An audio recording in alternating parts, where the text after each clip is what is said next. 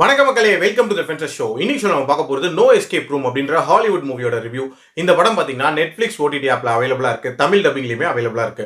இந்த படம் escape room அப்படின்ற மாதிரியான ஒரு கேமை மையமா வச்சு எடுக்கப்பட்ட படம். இந்த எஸ்கேப் ரூம்னா ஒண்ணுமே இல்லை, ஒரு பாலடைஞ்ச வீடு மாதிரி இருக்குங்க. அந்த வீட்டுக்குள்ள நிறைய ரூம்ஸ் இருக்கும். ஸோ அதுக்குள்ள நிறைய ரிடில்ஸ் மாதிரி வச்சிருப்பாங்க. ஸோ ஒன்னொன்னுத்தையும் சால்வ் பண்ணி அங்கிருந்து எப்படி வெளியே வராங்க அப்படின்ற மாதிரியான தீம்ல தான் அந்த கேம் இருக்கும். ஸோ அந்த மாதிரியான ஒரு கேமை வந்து ஒரு அப்பாவும் பொண்ணும் விளையாடுற மாதிரியான ஒரு சுச்சுவேஷன் உண்டாகுது. ஆக்சுவலா இவங்க ரெண்டு பேரும் வெக்கேஷன் போலாம் அப்படின்ற மாதிரி பிளான் பண்ணிருப்பாங்க. போற இடத்துல அவங்களோட வண்டி நின்றுது. அதனால ஒரு கேஸ் ஸ்டேஷன்ல ஆல்ட்ட போடுறாங்க. அப்பதான் இந்த எஸ்கேப் ரூமை பத்தி தெரிஞ்சுக்கிறாங்க. அங்க வந்து பார்த்தா ஆல்ரெடி வந்து ஒரு கப்பலும் ஒரு நபரும் இருக்காங்க. ஸோ இந்த 5 பேருமே அந்த கேமை தொடங்க ஆரம்பிக்கிறாங்க. ஸோ அந்த கேம் என்ன மாதிரியான சேலஞ்சஸ் இவங்களுக்கு கொடுக்குது, யார் யாருக்கு என்னென்ன நடக்குது, கடைசியா யார் இறந்தா யார் பொழைச்சா அப்படின்ற மாதிரியான ஒரு கேம் தான் இந்த படம்.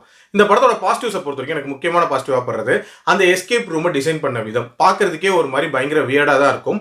அதுலயும் ஒரு ரூம்குள்ளேயும் இருக்கக்கூடிய அந்த சேலஞ்சஸ் அப்படின்றதுமே வந்து பயங்கர கொடூரமா இருக்கும். இன்ஃபேக்ட் அதில் காட்டக்கூடிய கொலைகள் அப்படின்றதுமே பார்த்தீங்கன்னா பயங்கர ராவா ஒரு மாதிரி கோரியா காட்டியிருப்பாங்க.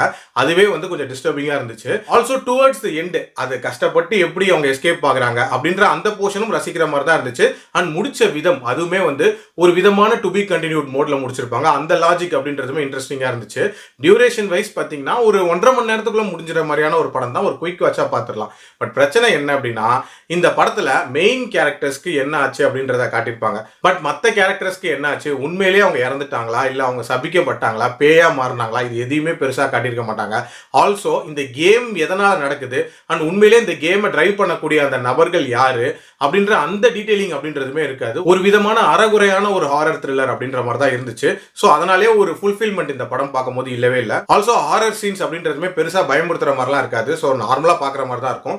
ஓவரால் என்ன பொறுத்த வரைக்கும் ஒரு பிலோ ஆவரேஜான படம் தான். என்னோட ரேட்டிங் இந்த படத்துக்கு 2.2 அவுட் ஆஃப் 5. டைம் இருந்தா வேணா ட்ரை பண்ணி பாருங்க. அடல் கண்டென்ட் பொறுத்த வரைக்கும் சில கோரியான காட்சிகள் இருக்கும், அதுக்கு ஏற்ற மாதிரி பிளான் பண்ணிக்கோங்க. மீண்டும் அடுத்த விமர்சனத்தில் சந்திக்கிறேன். நன்றி, வணக்கம்.